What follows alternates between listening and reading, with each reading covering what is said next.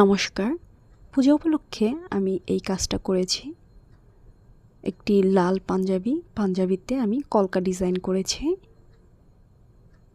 এটা অনেকটা জমিদারি স্টাইলের যে পাঞ্জাবিগুলো থাকে সেটা। গলা থেকে কাঁধ পর্যন্ত গিয়ে তারপর সোজা নিচে নেমে আসে এবং সাইড বাটন দেয়া আছে পাঞ্জাবিটায় এবং সামনের দিকে 3টা ঝুল দিয়ে দিয়েছি। কলকা কাজ করতে গিয়ে আসলে অনেক সময় লাগে, কিন্তু তারপরও দেখতে ভালো হলে সেই কষ্টটা আর কষ্ট মনে হয় না। দেখুন, আমি 3টা কাজ করেছি মোট।